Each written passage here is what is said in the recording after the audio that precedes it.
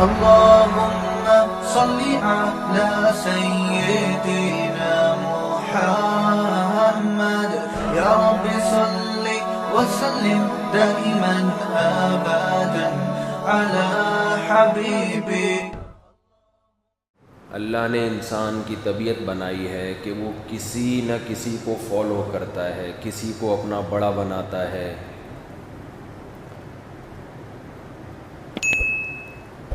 جن کے پاس حقیقی خدا نہیں ہے انہوں نے جھوٹوں کو خدا بنا لیا. جب ان کو صحیح خدا نظر نہیں آیا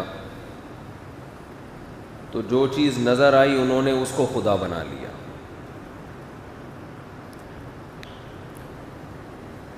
جیسے کوئی شخص چوری کر کے بھاگ جائے، آپ کو الزام کسی پہ لگانا ہوتا ہے تو آپ اصل مجرم پکڑا نہیں جا رہا تو جو نظر آ رہا ہے آپ اس پہ الزام لگا دیں تو یہ غلط طریقہ ہوگا، صحیح طریقہ نہیں ہوگا. کوئی آپ پر احسان کر رہا ہے، آپ کو احسان کرنے والا نظر نہیں آ رہا، جو نظر آ رہا ہے آپ اس پر احسان ڈال دیں کہ اس نے کیا ہے، تو یہ بھی غلط طریقہ ہوگا. تو اللہ کے احسانات ہیں، انسان کو بنایا، پیدا کیا، بڑا کیا. تو جب لوگوں کو حقیقی اللہ نظر نہیں آیا تو جو بھی چمکتی ہوئی چیز، خوبصورت چیز نظر آئی لوگوں نے اسی کو اپنا معبود بنا لیا، یہ ہمارا خدا ہے. تو معبود سب کا ہوتا ہے، حتیٰ کہ جو ایتھیسٹ ہیں، جو ملحد ہیں، جو خدا کو نہیں مانتے، خدا ان کا بھی ہوتا ہے. ان کا خدا کیا ہوتا ہے؟ من اتخذ الہہ ہواہ. فرمایا وہ اپنی خواہشات کے پیچھے چلتے ہیں، خواہشات کو خدا بنا کے رکھا ہوا ہے. تو جو لوگ بھی اپنی خواہشات کو فالو کرتے ہیں، دیکھیں اس زمانے میں کامیاب وہ سمجھا جاتا ہے جس کی چاہتیں پوری ہوں.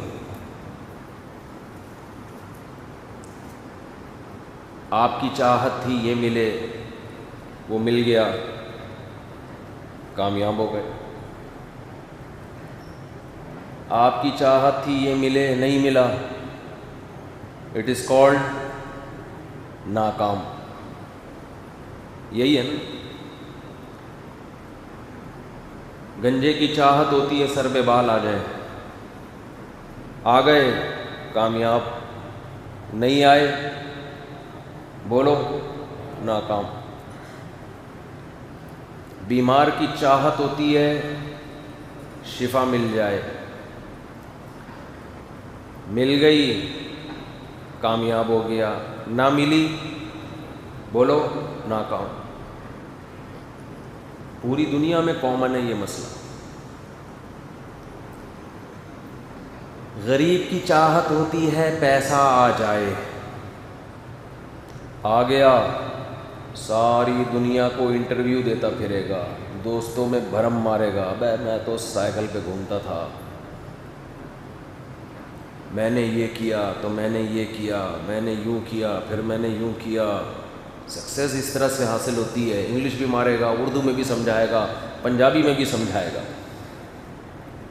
بہت آگے نکل گیا تو انٹرویوز ہوں گے ٹیلی ویژن پہ کہ آپ نے یہ کیسے اتنا پیسہ کمایا، اتنا آگے آپ کیسے گئے، لوگوں کو بتاتا پھرے گا.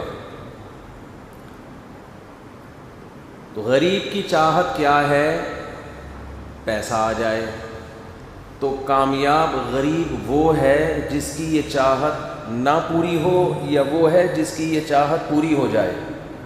پوری ہو جائے. کیا خیال ہے بھائی؟ کنوارے کی چاہت کیا ہے؟ شادی ہو جائے. جو بیان سنتے ہیں ہو گئی کامیاب ہیں، نہیں ہوئی تو چار چار والوں کو دیکھ کر اور بیچارے ٹھٹھر. جیسے بلی کو آپ سردی میں نہلا دیں وہ ایک بچہ بلی کو سردیوں میں نہلا رہا تھا. کسی نے کہا مر جائے گی, اس نے کہا نہیں مرے گی. بعد میں وہ بھائی ویڈیو نہیں بنائی ہے, ویڈیو بالکل ناٹ الاؤڈ, بالکل نہیں, یہ یوٹیوب پہ جائے گی, وہاں دیکھ لیجیے گا. تو ایک بچہ بلی کو نہلا رہا تھا, کسی نے کہا مر جائے گی, اس نے کہا نہیں مرے گی, ہم بھی تو نہاتے ہیں. بعد میں وہ صاحب گزرے تو دیکھا بلی مری ہوئی ہے. اس نے کہا میں نے کہا تھا نا مر جائے گی. اس نے کہا نہلانے سے نہیں مری ہے, نچوڑنے سے مری ہے. آپ کی بات پھر بھی غلط ثابت ہو گئی. آپ نے کہا تھا نہلانے سے مرے گی, آپ پھر بھی غلط ثابت ہو گئے. نہلانے سے, اس کے بعد جو نچوڑا ہے نا اس سے مری. تو بلی کہاں سے آ گئی؟ ہاں, بلی جیسے ٹھٹر جاتی ہے نا ٹھنڈے پانی سے نہانے سے, تو ایسا ہی کنوارا آدمی جب سنتا ہے کہ فلاں کی 4 ہو رہی ہیں اور میری ایک بھی نہیں ہوئی, تو وہ بھی ایسے ہی بیچارہ بلی کی طرح ٹھٹر جاتا ہے. اس کے لیے سب سے بڑی کامیابی کیا ہے؟ کوئی اچھا رشتہ مل جائے.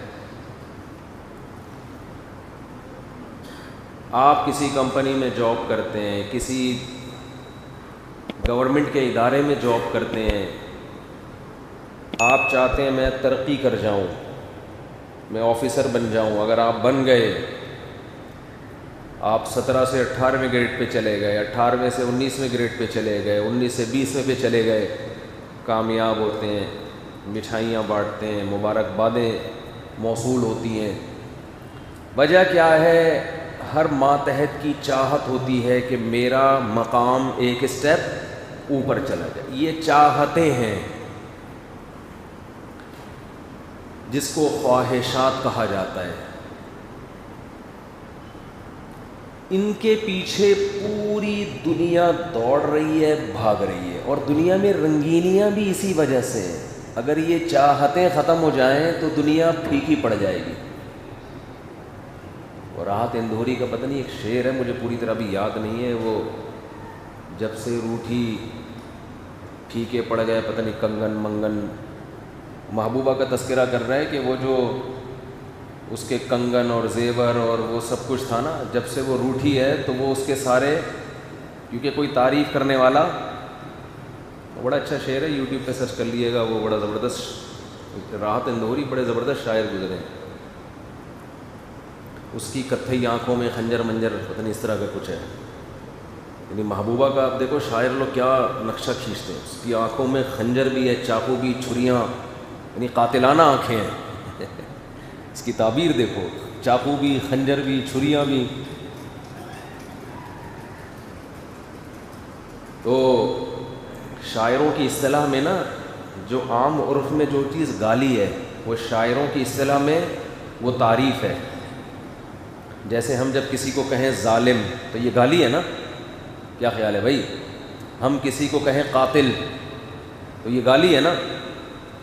لیکن شاعر جب اپنی محبوبہ کو ظالم کہتا ہے تو وہ برائی نہیں کر رہا, بلکہ اس کی تعریف کر رہا ہے. کیونکہ محبوب ظالم ہی اچھا لگتا ہے, اس میں استغنا ہوتا ہے, تھوڑا سا لفٹ نہیں کرا رہا, ظلم کر رہا ہے. مظلوم پہ کسی کو بھی کسی سے دیکھو, مظلوم پہ ترس, یہ ایک ٹیکنیکل پوائنٹ کے بعد ٹو بی نوٹڈ ہے, اس کو نوٹ کر لیں, یا آپ کو بھی زندگی میں یہ چیزیں فائدہ دیں گی. مظلوم پہ انسان کو رحم تو آتا ہے, محبت نہیں ہوتی. خوب سمجھ لو, محبت ہمیشہ مستغنی سے ہوتی ہے, عزت ہمیشہ مستغنی کی ہوتی ہے. دیکھو جو غنی ہے نا, غنی مالدار, انسان کا دل مائل اسی کی طرف ہوتا ہے. غریب پہ ترس تو آئے گا, دوستی لگانے کے لیے اس کی طرف دل مائل بولو نہیں ہوگا. کیوں؟ اس لیے کہ جس کے پاس پیسہ ہے نا, تو لوگ سمجھتے ہیں اس کو میری ضرورت نہیں ہے, اس کے اندر غنا ہے. غنا کا مطلب اس کو میری ضرورت نہیں ہے. یہ چیز انسان کو مائل کرتی ہے اس کی طرف. اور جس کے پاس پیسہ نہیں ہے تو آدمی سمجھتا ہے یہ میرا محتاج ہو سکتا ہے. محتاجی کا عنصر جہاں آ گیا وہاں انسان کے دل سے اس کی عظمت نکل گئی.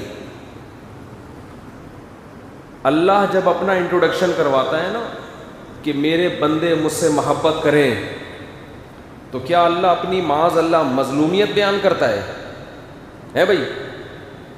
میرے پاس کچھ بھی، معاذ اللہ نقل کفر، کچھ بھی نہیں ہے، میں تو اس کائنات کا مالک رہا ہی نہیں، سب تو تم نے قبضہ کر لیا ہے. نا نا نا نا نا، اللہ جب اپنا تعارف کرواتا ہے اللہ الصمد، بے نیاز، کسی کی ضرورت اس کو نہیں ہے. لہو ما فی السماوات، جو کچھ آسمانوں میں ہے ہمارا ہے، جو کچھ زمین میں ہے ہمارا ہے. یہ تو ہم نے تمہیں بھیک میں دیا ہوا ہے، اصل تو ہم ہیں. اللہ بتاتا ہے میں دولت والا ہوں. وَلِلَّهِ خَزَائِنُ السَّمَاوَاتِ وَالْأَرْضِ، آسمانوں اور زمین کے خزانے میرے ہیں. تو اللہ اپنا بینک بیلنس بتا رہا ہے نا، بہت دولت والا ہوں. اس سے پتہ یہ چلتا ہے کہ اگر آپ اپنی عظمت دوسرے کے دل میں بٹھانا چاہتے ہو تو اپنی محتاجیاں اس کے سامنے پیش نہ کرو. یار میرے یہاں بھی درد رہتا ہے، میرے گھٹنے کا بھی مسئلہ ہے، میرے کو شوگر بھی ہے، میرے گردوں کا بھی سیٹنگ آؤٹ چل رہی ہے، میرے سر پہ بال بھی نہیں اگ رہے، میری بیوی بھی بھاگ گئی ہے، اور جو ہے وہ پیسے بھی نہیں ہیں، اور ٹینشنیں بھی بہت ہیں. اس سے سامنے والے کے دل میں آپ کی محبت نہیں پائے. ترس کھا کے 50 روپے زکوٰۃ کے دے گا ضرور، سمجھ رہے ہو؟ ترس کھائے گا، 50 روپے نکال کے بولے گا پتلی گلی سے نکل گیا اس. آپ کی عظمت جب بیٹھے گی جب آپ سر اٹھا کے جیے. اب ہو سکتا ہے میرے اس بیان سے غریب آدمی پریشان ہو کہ ایک تو غربت کی ٹینشن، اوپر سے مفتی صاحب نے کہہ دیا غریب کی عزت نہیں ہوتی. اس کا جواب یہ ہے کہ غربت عیب نہیں ہے، محتاجی، لوگوں کی جیبوں پہ نظر رکھنا یہ عیب ہے. غریب ہو کے بھی سر اٹھا کے جی سکتا ہے، اور مالدار ہو کے بھی بھکاریوں کی طرح زندگی گزار سکتا ہے. ہمارے بہت سے سیاستدان مالدار ہیں، سوچ کے بھکاری ہیں. دولت مند ہونے کے باوجود ان کی معاشرے میں عزت نہیں ہے، کیونکہ ہر وقت ہاتھ کیسے رہتا ہے؟ ایسے رہتا ہے.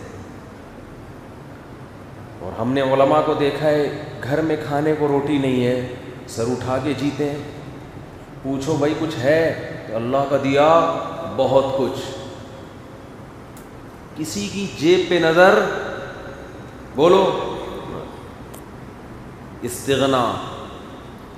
نبی نے فرمایا تخلو، یہ اصل موضوع کہیں ہٹ نہ جائے نا جو لے کے شروع ہو، درمیان میں ٹیکنیکل پوائنٹ کی باتیں آتی ہیں وہ پارسل کرنا ضروری ہوتی ہے،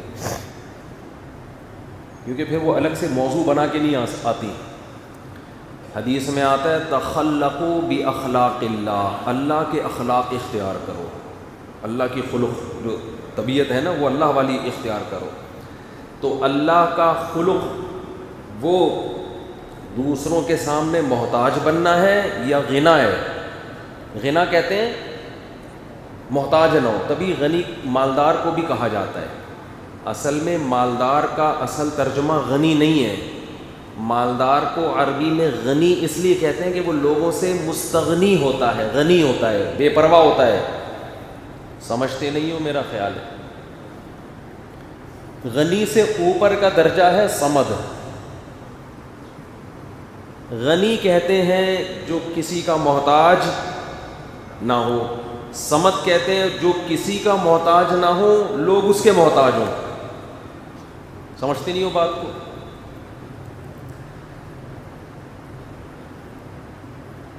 انسانوں میں بھی صمد ہوتے ہیں. محلے کا بھائی دادا ہے بھائی، کسی سے نہیں مانگتا لیکن بہت سے گھروں کے چولہے اس سے جل رہے ہیں. حقیقی صمد تو اللہ کے علاوہ کوئی بھی نہیں ہے.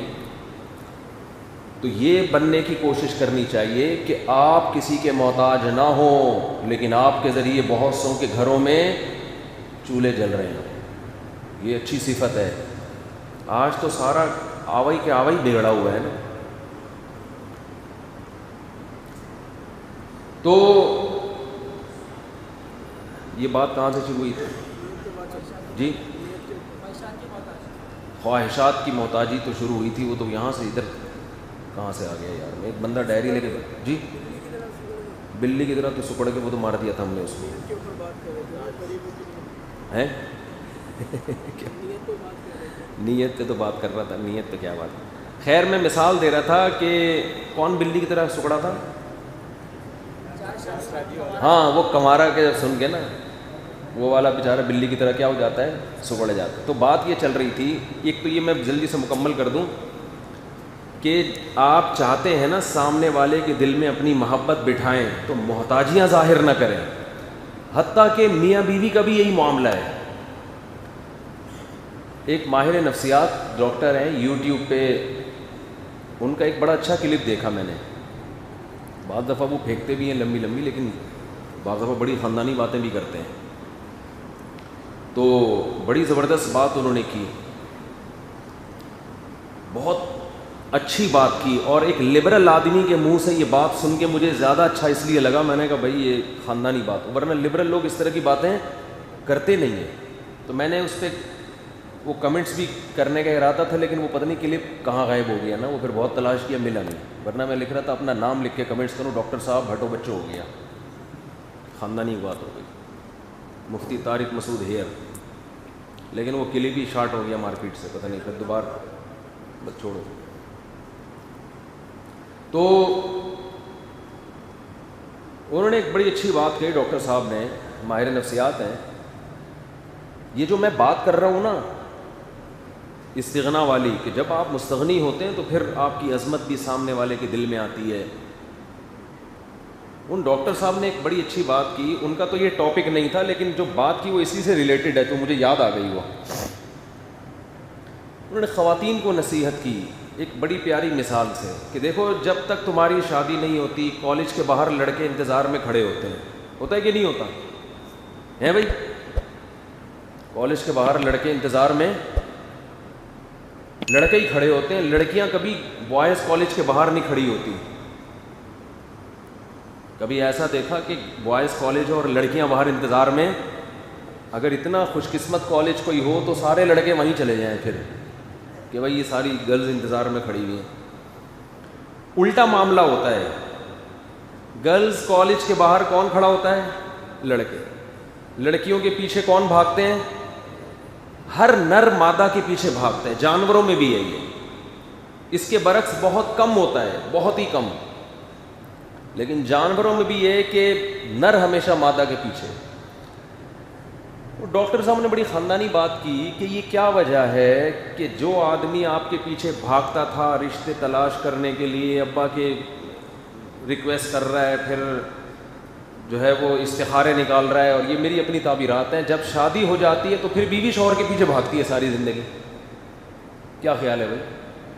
تھوڑے دن تک تو معاملہ سیٹ رہتا ہے، اس کے بعد کیا ہوتا ہے؟ بیگم صاحبہ ہمیشہ یہ ٹائم نہیں دے رہے، یہ آ نہیں رہا. پہلے کالج کے باہر 3 گھنٹے کھڑا رہتا تھا. ایک دن میں نے نمبر دے دیا تھا تو خوشی سے بے ہوش ہو گیا تھا. ایسا ہی ہو رہا ہوتا ہے نا. کوئی بھی کالی کلوٹی کوئی بھی لڑکی کسی بندے کو نمبر دے کے چلی جائے نا، وہ لڈو تو پھوٹتے ہیں اس کے دل میں. رفیع بھائی بھی کہہ رہے ہیں ہاں جوان آدمی ہے ظاہر، تو یہ تعریف کر رہا ہوں آپ کی. تو اب ہوتا کیا ہے، نکاح کے بعد تھوڑے دن تک تو یہ سیٹ اپ چلتا ہے، اس کے بعد معاملہ کیا ہو جاتا ہے؟ بالکل الٹ. پھر بیوی کو شکایت ہوتی، ٹائم نہیں دیتا، گھر سے باہر رہتا ہے، گٹر کے ڈھکن پہ سارا دن بیٹھا رہتا ہے، گھر آنے کے بعد بھی باہر نکل جاتا ہے، گھمانے نہیں لے کے جا رہا، کہیں ہوٹل پہ نہیں لے کے جا رہا، کہیں سفر پہ نہیں لے کے جا رہا، ٹائم ہی نہیں. یہی شکایتیں چلتی ہیں نا ساری زندگی. ڈاکٹر نے ایک بڑی اچھی بات کی، انہوں نے کہا کہ اس کی ایک بڑی وجہ عورت خود ہے. وہ یہ شو کرنے لگتی ہے کہ میں آپ کی بہت زیادہ محتاج ہوں، آپ کے ٹائم کی، آپ کے پیسوں کی، آپ کی محبت کی. اس محتاجی کی وجہ سے اس کے دل میں یہ تعبیرات میری اپنی ہیں. آپ کہیں گے ڈاکٹر نے تو یہ الفاظ نہیں کہتے، ڈاکٹر نے جو کہا نا وہ میں اپنے الفاظ میں بیان. ہمارا اپنا اسٹائل ہے نا، ہر آدمی کا اپنا اسٹائل ہوتا ہے بھائی، ہر بات کو ہر آدمی اپنے اسٹائل میں بیان. تو اسٹائل ہمارا ہے، بات ڈاکٹر صاحب کی ہے، مثال ڈاکٹر صاحب کی ہے، بات بھی نہیں مثال. بات تو ہماری ہے جو ابھی میں نے آپ کو استغنا والی بتائی، مثال بڑی خاندانی ہے اس لیے بیان کر رہا ہوں۔ تو یہ ہوتا ہے کہ عورت اپنے آپ کو یہ ثابت کر دیتی ہے کہ میں آپ کی محتاج ہوں۔ اب مرد کو پتہ ہے کہ یار یہ کہیں بھاگنے والی، یہ تو گھر کا مال ہے، گھر کی مرغی دال برابر، اس کو میں ٹائم دوں تو بھی ہے، نہیں ٹائم دوں بولو یہ تو قبضے میں آ گئی نا، یہ تو قبضے میں آ گئی، اس نے کدھر جانا ہے۔ اب میں اپنی مثال دے رہا ہوں آپ کو، اپنی سے مراد جو ہم لوگوں سے سنتے ہیں، یہ ڈاکٹر کی نہیں ہے۔ یہی وجہ ہے کہ جب ڈیورس ہوتی ہے تو جتنا مرد تڑپتا ہے اتنی عورت نہیں تڑپتی، یہ میں نے دیکھا ہے۔ لوگ طلاق تو دے دیتے ہیں مردوں میں، اس کے بعد زیادہ تر مردوں کو ہم نے ڈپریشن میں جاتے ہوئے دیکھا ہے۔ وجہ کیا ہے کہ وہ جو گھر کی مرغی دال برابر تھی نا، جب اپنے ہاتھ سے نکل گئی اب وہ گھر کی مرغی رہی نہیں ہے، اس کی ویلیو دوبارہ بحال ہو جاتی ہے۔ تبھی اکثر دیکھا ہے 99% طلاقیں دے کے روتے زیادہ مرد ہی ہیں۔ یہ تو صبح شام یہاں کیسز ہو رہے ہوتے ہیں نا، یار دے دی یار، اس وقت تو بالکل سمجھ میں آ رہا تھا، اب دماغ خراب ہو گیا، 6 مہینے بعد رونا شروع کرتا ہے، کبھی 8 مہینے بعد، پاگل ہو جاتے ہیں، اکثر تو مکر جاتے ہیں طلاقیں دے کے۔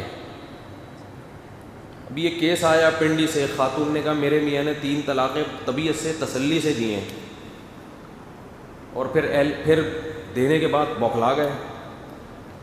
اگلے دن دماغ سیٹ ہوا تو اہل حدیث سے فتویٰ لے آئے کہ 1 ہوتی ہے۔ تو میں تو پھر بتا دیتا ہوں سیدھے طریقے سے، میں نے اس خاتون سے کہا زنا کے علاوہ کچھ بھی حاصل نہیں ہوگا، 3 دے دیے ختم۔ اب بیچاری کا پورا خاندان بائیکاٹ کر رہا ہے، ماں باپ کہہ رہے ہیں گھر میں آنے کی اجازت نہیں ہے، کہ جب فتویٰ لے آیا تو کیوں؟ میں نے کہا وہ فتویٰ کالعدم ہے، نبی کا فتویٰ بھی ہے 3 ہوتی ہیں، صحابہ کا بھی، 4 اماموں کا بھی، قرآن کا بھی، سب کا یہی فتویٰ ہے، یہ پتہ نہیں کہاں سے نکالا ان لوگوں نے۔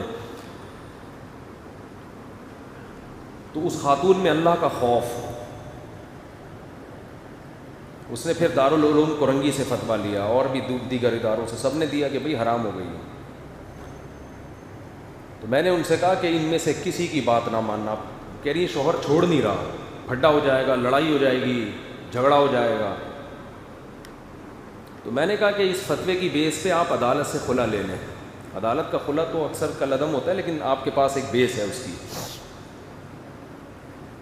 اور پھر بھی اگر گھر والے آپ کو مار پیٹ کے وہاں بھیج رہے ہیں شوہر کے پاس، اور شوہر بھی نہیں چھوڑ رہا، تو کسی NGO سے رابطہ کریں، وہاں چلی جائیں۔ زنا سے بچنے کے لیے جو کچھ ممکن ہو وہ بولو فرض ہے۔ ہماری نظر میں اس اہل حدیث کے فتوے کی حیثیت 0 ہے، میں اختلاف ہے ہی نہیں، یہ بنایا گیا اختلاف۔ اہل حدیث حضرات کو یہ بات سن کے بہت تکلیف ہوتی ہے، بہت غصہ کرتے ہیں، تو آ جائیں بیٹھ کے بات کریں، میں اس پہ آپ سے بات کرنے کے لیے تیار ہوں، لیکن کوئی بڑا عالم آئے ان کا تو کچھ بھی نہیں ہے، ایسا ہی ہے۔ تو کل پھر اس خاتون کا فون آیا کہ میں نے بڑی ہمت کی ہے، حالانکہ وہ خود بھی شوہر کے ساتھ رہنا چاہتی ہے، اس کو شوہر سے نفرت نہیں ہے، لیکن شریعت کی حدود۔ حضرت خولہ بنت ثعلبہ رضی اللہ تعالی عنہا 28ویں پارے کی پہلی آیتیں، ان کے شوہر نے کہہ دیا تھا کہ انت علی کظہر امی، عرب سمجھتے تھے کہ ان الفاظ سے طلاق ہو جاتی ہے۔ کیسے نبی کے پاس بار بار روتی ہوئی آئیں، وہ تو شوہر کے پاس رہنا چاہتی تھی کہ میرے بچے ہیں، لیکن نبی سے پوچھ رہی ہیں کہ یا رسول اللہ آپ بتائیں حلال ہوں یا حرام؟ آپ نے فرمایا میں گنجائش نہیں پاتا۔ پھر قرآن سے آیتیں نازل ہوئی کہ ان الفاظ سے طلاق واقع نہیں ہوتی۔ تو عورت اگر شوہر کے پاس رہنا چاہتی ہے، شوہر رکھنا چاہتا ہے، اس سے میاں بیوی حلال نہیں ہوتے۔ جب طلاق کے الفاظ زبان سے نکل گئے تو ہمیں یا تو آسمان سے وحی کا انتظار کریں، اور وہ اب نازل نہیں ہو سکتی، تو جو وحی نازل ہو چکی ہے اس میں اللہ نے صاف طور پہ فرما دیا کہ تیسری طلاق کے بعد عورت شوہر کے لیے حلال نہیں ہے۔ اللہ نے کوئی فرق نہیں کیا کہ فوراً دی ہو یا 6 مہینے بعد دی ہو، ہم بستری سے پہلے دی ہو یا ہم بستری کے بعد دی ہو، اللہ نے یہ فرق نہیں کیا اس میں۔ تو لوگ کہتے ہیں دونوں چاہ رہے ہیں، میاں بیوی کی خواہش ہے، چاہ رہے ہیں، اسلام تو جوڑ چاہتا ہے۔ اسلام جوڑ چاہتا ہے لیکن اس کا ایک طریقہ ہے. وہ جوڑ یہ ہے کہ اسلام طلاق پر پابندی لگاتا ہے کہ اکٹھی دینے کی آپ کو اجازت نہیں ہے. اس طرح سے جوڑ چاہتا ہے. دینے کے بعد جوڑ نہیں چاہتا. دینے کے بعد تو سزا دینا چاہتا ہے مرد کو کہ اب یہ تمہارے ہاتھ سے نکل گئی, اب نہیں واپس لا سکتے تم اس کو, دی کیوں تم نے. خیر یہ موضوع تو میں کئی بار, کیونکہ اہم موضوع ہے اور اس کی کثرت بہت ہو رہی ہے, اس لیے میں بار بار چھیڑتا ہوں اس کو. دیکھو جو اصلاح چاہے گا نا معاشرے کی, وہ ایک موضوع کو بار بار ریپیٹ کرے گا. اور جو چاہتا ہے کہ جیسے لیکچرار بیٹھ کے ایم اے اسلامیات کی تیاری کراتے ہیں, وہ جب یونیورسٹی میں ایک لیکچر ایک دفعہ دے دیا پورے سال اس کو ریپیٹ بولو نہیں کریں گے. آپ ہمارے بیان کو کسی اسلامی یونیورسٹی کے لیکچرار کی طرح نہ سنا کریں کہ پچھلے ہفتے بھی مفتی صاحب نے یہ بات بولی تھی تو اگلے ہفتے کیوں بول دی. میں کوئی ایم اے اسلامیات کی تیاری تھوڑی کروا رہا ہوں آپ کو. تو جب بھی کوئی شخص چاہے گا کہ معاشرے میں ایک برائی ختم ہو, تو جو برائی ہے اس پہ رد بار بار کیا جائے گا. قرآن الحمد سے لے کے والناس تک نصیحت ہے, اور نصیحت میں موضوع کو بار بار ریپیٹ کیا جاتا ہے. اس لیے قرآن ایک موضوع کو بار بار ریپیٹ کرتا ہے. تو بعض لوگوں کو یہ اعتراض ہو سکتا تھا کہ یہ بات تو اللہ نے پہلے بھی کہی ہے, دوبارہ کیوں کہہ رہے ہیں.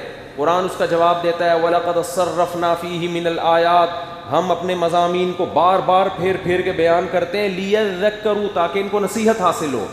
نصیحت ایک مرتبہ میں حاصل نہیں ہوتی, عام طور پہ سمجھتے نہیں ہو, میرا خیال ہے بات.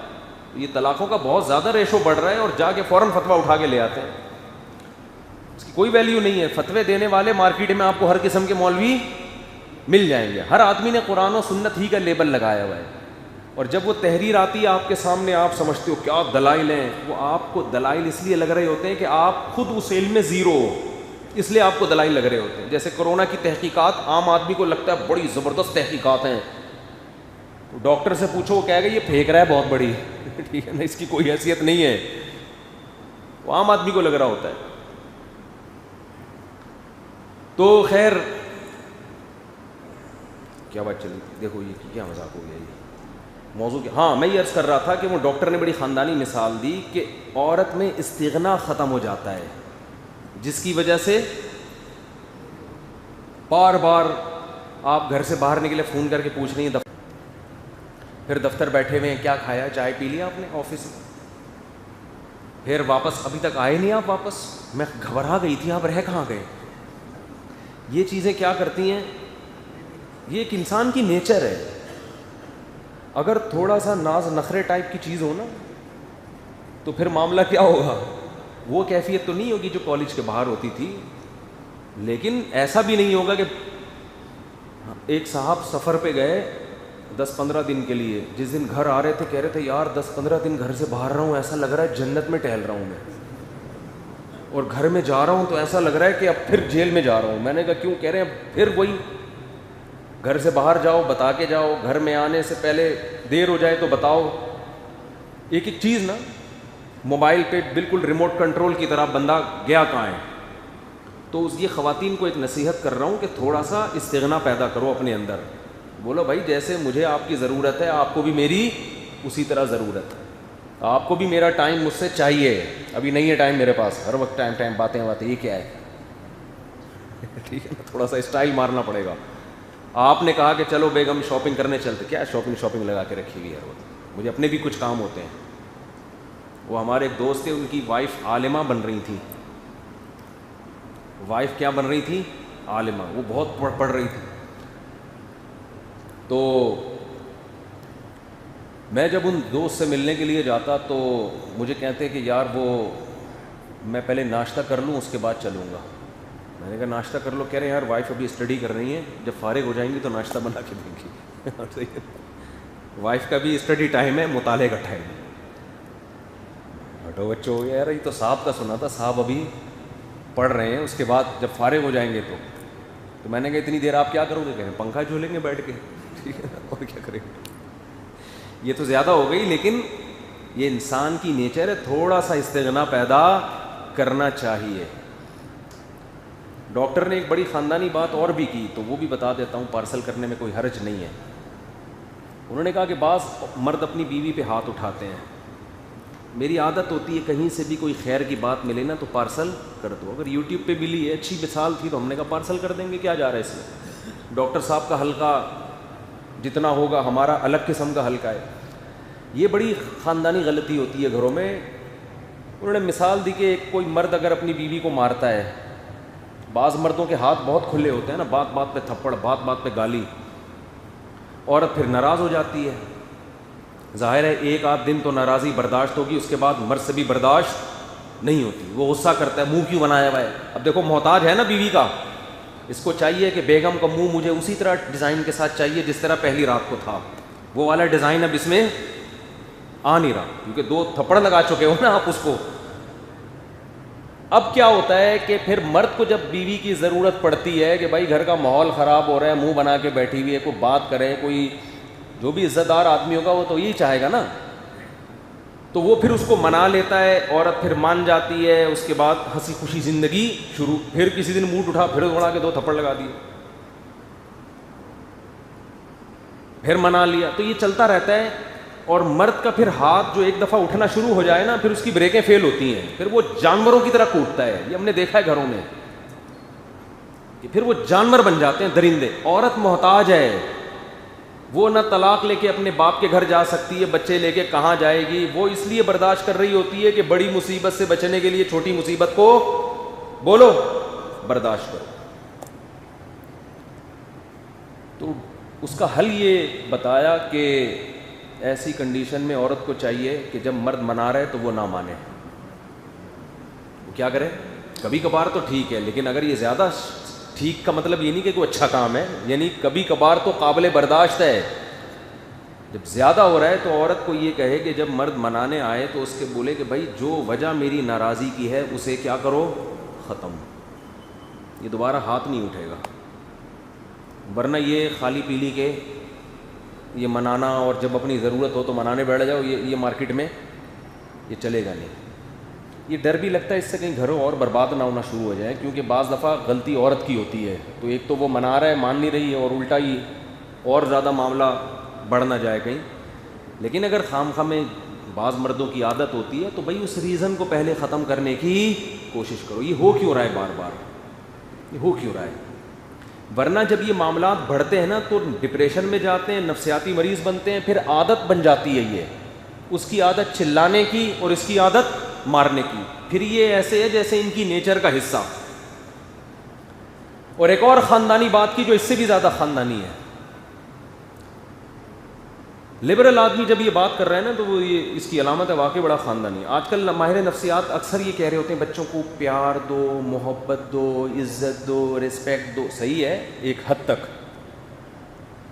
ایکچولی ان کو محبت سے سمجھاؤ, بچہ پیار سے جس طرح سے سمجھتا ہے, بہت زیادہ نا. اسلام تو کبھی ہاتھ اٹھانے کا بھی کہتا ہے. تو ڈاکٹر صاحب نے کہا کہ جو بچے اس ماحول میں پلتے ہیں وہ باپ کو بوڑھا ہونے کے بعد بوجھ سمجھتے ہیں, کیونکہ ان کی ہر خواہش پوری ہوئی ہے, اور وہ یہ سمجھتے ہیں کہ ماں باپ ہمارے محتاج ہیں, ہم ماں باپ کے محتاج نہیں. یہ جو محتاجی والا عنصر میں بتا رہا تھا نا, جب ماں بچے کو کھلانے کی کوشش کرے گی, یہ کھا لے تو یہ نہیں کھاتا, تو یہ کھا لے تو یہ نہیں کھاتا, اس سے گزارشیں کر رہی ہے, تو بچہ یہ سمجھتا ہے کہ روٹی میرے پیٹ میں جائے گی, پیٹ بھرے گا کس کا, ماں کا بھرے گا. میں جب روٹی کھاؤں گا نا اس پر احسان کر رہا ہوں میں. یہ تو بڑی خاندانی بات ہے. باپ جب بچوں کے پیچھے پڑا رہتا ہے نا مگر لپائی پتائی میں, یہ کھا لے بیٹا, تم رات کو صحیح سے سو گئے تھے کہ نہیں سو گئے تھے, نیند آ گئی تھی میرے چندا کو, ہے بھائی. ہر چیز میں ان کو ترجیح. باپ پر بھی اولاد کو ترجیح. ماں پہلے بچوں کو کھلاتی ہے, باپ کو بعد میں پوچھتی ہے. بچے کھا لیں, زیادہ فکر ہے, میرا میاں کھا لے. یہ ڈاکٹر کے الفاظ نہیں ہے, تو میں پھر شرح لکھ رہا ہوں نا اس کی. ابا گئے تیل لینے. اس کا نتیجہ یہ نکلتا ہے کہ بچہ یہ سمجھتا ہے کہ یہ میرے بچے ہیں, میں ان کا بچہ نہیں ہوں. اور یہ جو ہے نا بوڑھا, میں اس کا باپ ہوں, یہ میرا باپ نہیں ہے. والدین کی ذمہ داری ہے کہ بچوں کو محبت دینے کے ساتھ یہ باور کرائیں کہ باپ یہ ہے, ماں میں ہوں, تم اولاد ہو, اولادوں کی طرح رہو یہاں پہ. نہیں آ رہی میرا حال ہے بات سمجھ میں؟ میرے پاس جب یورپ امریکہ سے لوگ آتے ہیں نا، سب کی بات نہیں کر رہا بھائی، جو بیان سن رہے ہیں ان کے علاوہ کی، تو جو بچہ جب باپ کے ساتھ بیٹھا ہوا ہوتا ہے تو مجھے لگ رہا ہوتا ہے یہ باپ ہے، اور یہ باپ جو ہے یہ کیا ہے؟ بچہ ہے. باپ کی آواز اپنی اولاد کے سامنے بہت ہلکی ہوتی ہے. جوان بیٹے کے سامنے نا باپ بہت دھیمے دھیمے بات کر رہا ہوتا ہے، بیٹے کو کوئی غصہ نہ آ جائے. جیسے بیٹے کی شکایت بھی کر رہا ہوتا ہے نا، تو یہ ایکچولی دیکھیں ان کو تھوڑا سا سمجھائیں، یہ تھوڑا سا اٹھنے میں ٹائم لیتے ہیں، 12:30 بجے دوپہر کو اٹھتے ہیں، پھر کوئی جاب بھی نہیں کر رہے، کوئی ایجوکیشن بھی. بیٹا ایک دم یوں کر کے آنکھیں دکھانا، ایک دم غصہ آنے لگتا ہے. باپ جب اس کو دیکھتا ہے تو پھر اور ویسے تو ماشاء اللہ بہت اچھے ہیں، لیکن ایکچولی اگر ارے بڑا حیرت ہو رہی تھی یار، تم اس کے باپ ہو یا یہ تمہارا باپ ہے؟ یعنی باپ کو یہ اتھارٹی بھی نہیں ہے کہ اپنے بیٹے کو بٹھا کے اس کی کسی کے سامنے شکایت کر سکے. تو باپ کس بات کا بھائی؟ وہ تو خان سامہ ہے جو تمہیں ساری زندگی کھلاتا پلاتا رہا ہے. بیٹے کو ایسا غصہ، اور بیٹا چیخ رہا ہوتا ہے، ڈیڈی میں کہہ رہا تھا آپ مفتی صاحب کے سامنے جا کے میری برائیاں کریں گے. وہ ڈیڈی بڑے آرام سے خراما، ان کو پتا ہے کہ زیادہ چیخا تو اتنا زور سے یہ چیخے گا کہ میں گر جاؤں گا یہاں پہ. یہ وہ ممی ڈیڈی والے بچے ہیں جن کو ماں باپ نے بہت زیادہ رسپیکٹ دے دی، اتنی کہ اپنا باپ بنا لیا انہوں نے. اس کو سمجھتے نہیں ہو بات کو. تو جب میں یہ بات سن رہا تھا نا، یہ تو ڈاکٹر کے الفاظ نہیں، مثال صرف اتنی سی تھی، باقی تو سارے میرے الفاظ ہیں. تو مجھے اپنی والدہ محترمہ یاد آ رہی تھی. ان کا چمٹا یاد آ رہا تھا. میری والدہ روٹی پکا رہی ہوتی تھی، مجھے سبزیاں نہیں اچھی لگتی، مجھے سبزی میں صرف بھنڈی اچھی لگتی ہے اب بھی، باقی سبزی اچھی نہیں لگتی شروع سے ہی. بس کوئی مزاج کچھ اس ٹائپ کا تھا. اور ہماری والدہ بھی سہارنپور کی تھیں، تو انڈین کھانے، آلو کی بھجیا، کھنڈیاں، بڑیاں، وہ ہمیں ویسے ہی نہیں اچھی لگتی تھیں. کھنڈیاں اور بڑیاں. آج کیا پکا ہے؟ بڑیاں پکی ہیں. میں اماں کیا پکا دیا یار؟ بڑیاں پکا دی ہیں. بھائی کوئی کوفتے ہوتے، کوئی چکن کا سالن ہوتا یا بھنڈی ہوتی. اماں نے کیا انڈیا کے روایتی کھانے بناتی تھیں، بڑیاں. تو ہمیں یاد ہے کہ قانون یہ تھا کہ جو پکے گا تیرا باپ بھی وہی کھائے گا. جو پکے گا، اور والد صاحب بھی وہی کھا رہے ہوتے تھے. جو پکے گا.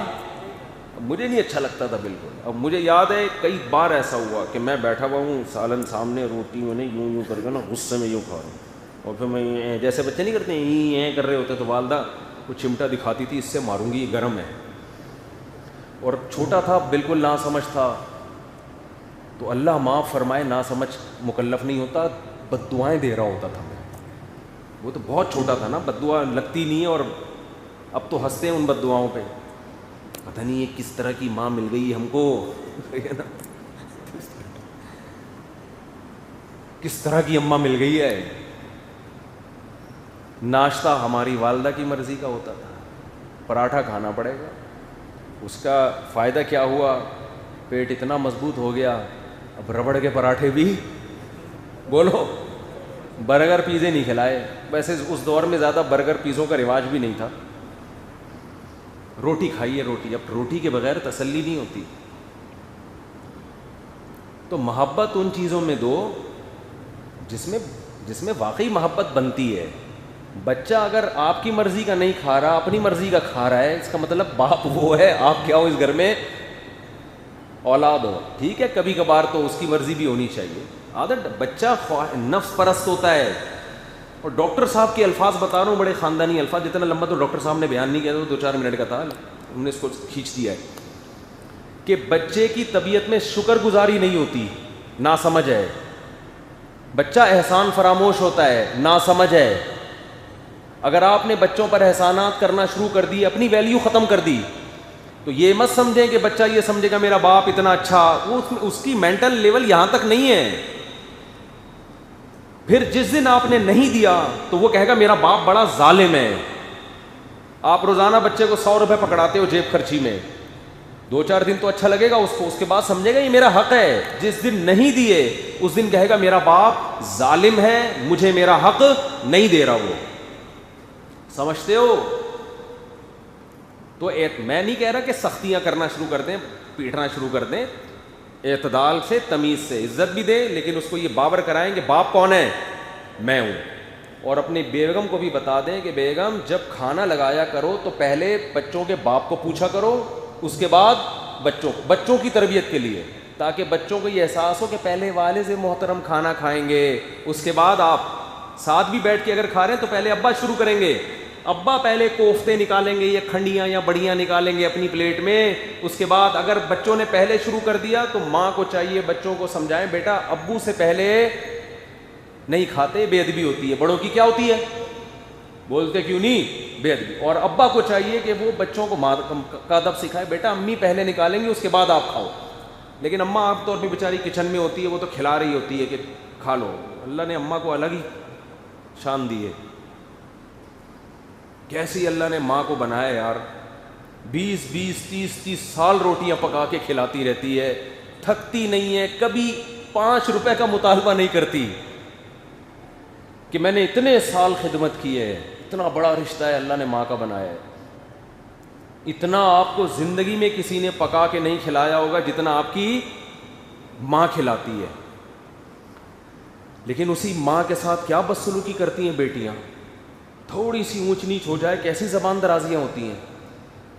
تو استغنا اللہ نے انسان کی فطرت میں ایک ایسی چیز رکھی ہے کہ جب آپ میں استغنا ہوگا تو آپ کی عزت بھی ہوگی. بچوں کے سامنے بھی استغنا, بیوی کے سامنے بھی استغنا, اور بیوی استغنا برتے شوہر کے سامنے. اور یاد رکھو استغنا میں اور تکبر میں ایک باریک لائن ہے. بعض دفعہ ہوتا تکبر ہے, اس کو لوگ استغنا سے تعبیر کر رہے ہیں, بعض دفعہ ہوتا استغنا ہے, اسے لوگ تکبر سمجھ رہے ہوتے ہیں. تو یہ باریک لائن سمجھنے کی ضرورت ہے. استغنا ہمیشہ اپنے چھوٹوں سے ہوتا ہے, اپنے اوپر والے لوگوں سے نہیں ہوتا, اور تکبر اوپر والے لوگوں سے ہوتا ہے, ماتحتوں سے نہیں ہوتا. کیا مطلب, آپ کے باپ نے آپ کو کچھ پیسے دیے کہ یہ لے بیٹا جیب خرچی کے لے لے, کیا یاد کرے گا, چل تیری شادی میں کرا رہا ہوں. آپ نے استغنا دکھایا, ابا آپ یہ رکھیں, مجھے کسی کے پیسوں کی ضرورت, میں الحمدللہ اپنے پاؤں پہ کھڑا ہوں. تو یہ تکبر ہے, یہ استغنا بولو نہیں.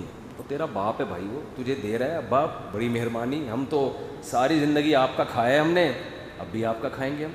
ہاں باپ پہ رحم کرنے کے جذبے سے کہ ابا کو ضرورت ہے اور بیچارہ پتہ نہیں کہاں سے لے کے دے رہا ہے, وہ ایک الگ چیز ہے. لیکن نارملی یہ بڑے جب کوئی چیز دے رہا ہو تو دونوں ہاتھوں سے وصول کیا جاتا ہے. آپ کے محتاج ہیں, ہم ساری زندگی آپ کا کھایا ہے, تو اب بھی آپ کا کھائیں گے ہم. اور یہی چیز جب ماتحت سے ہو تو پھر کیا ہو جاتی ہے بھائی, بیٹا آپ کو پیسے دے رہا ہے, ابا یہ ذرا آپ کو گٹکے کی عادت ہے, یہ میری طرف سے.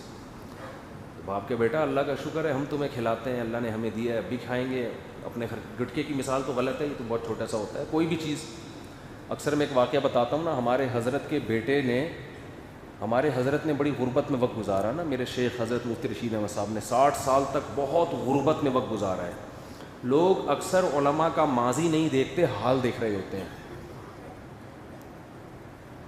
حال دیکھ رہے ہوتے ہیں, گاڑیاں اور عزت. یہ نہیں دیکھ رہے ہوتے کہ ان کا ماضی کیسے کن قربانیوں میں گزرا ہے, اور ان قربانیوں کے صلے میں اللہ نے ان کو یہ دیا ہے.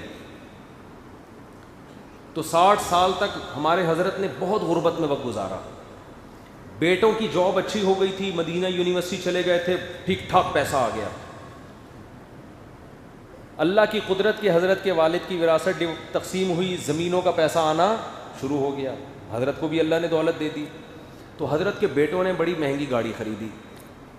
تو ہمارے حضرت شو روم گئے, حضرت نے فرمایا کہ میری گاڑی میرے بیٹوں کی گاڑی سے اچھی ہونی چاہیے, تاکہ جب روڈ پہ چلے تو لوگوں کو پتہ چلے کہ یہ باپ ہے. فرمایا ایسی گاڑی نہ ہو کہ بیٹوں کو لوگ کیا سمجھنا شروع کر دیں, وہ باپ ہے. اسٹائل تھا بھائی. تو ایسی خاندانی گاڑی کویت کے شہزادے سے گاڑی خریدی تھی, یہ میں واقعہ کئی بار بیان کر چکا. فرمایا صرف یہ بتانے کے لیے کہ باپ کون ہے, اٹ از کالڈ استغنا. سمجھتے ہو, باپ کو چاہیے اولاد کی جیبوں پہ نظر نہ رکھے. بیٹا ہم نے تمہیں کھلایا ہے تمہارے لیے, اپنے لیے نہیں. آج ٹینشن یہ ہوتی ہے, ماں باپ بچوں کو پالتے ہیں, پھر ان کی جیبوں پہ نظر رکھتے ہیں, پھر ان کو شادی بھی اسی وجہ سے نہیں کرنے دیتے کہ شادی کی تو خرچہ آدھا بہو لے جائے گی, ہمارے حصے میں چند کوڑیاں آئیں گی. یہ بہت گھٹیا سوچ ہے. باپ ہونا اس کی علامت ہے, بھائی ہم نے تمہیں کھلایا ہے تمہارے لیے, 1 روپے کی بھی ہمیں تم سے لالچ بولو نہیں. ہم باپ ہیں بھائی, ہمیں تو اللہ نے کھلانے کے لیے پیدا کیا ہے, باقی تم جانو ہمارا بڑھاپا جانے. وہ تمہارا مسئلہ ہے کہ تم ہمیں کیسے رکھتے ہو, ہم تو اپنی ذمہ داریاں پوری کریں گے. لیکن آج الٹا معاملہ ہو رہا ہے, شروع سے ہی جیبوں پہ نظر, پھر بچے کو اسی وجہ سے نکاح سے روکتے ہیں کہ اس کی آمدن ڈیوائڈ ہو جائے گی, یہ ادھر پیسے نہ خرچ کرنا. وہ بھائی اس کو بولو بیٹا کر یار, ایک اور کو کھلا یار. میں بلکہ جو خاندانی باپ ہے, اگر بچہ سمجھدار ہوگا تو کہے گا بہو کو بھی کھلا دوں گا, کوئی مسئلہ نہیں, جہاں تجھے کھلائے ایک اور صحیح. خاندانی پن ختم ہو رہا ہے. میں جلدی سے, یہ دائیں بائیں موضوع بہت زیادہ چلا گیا.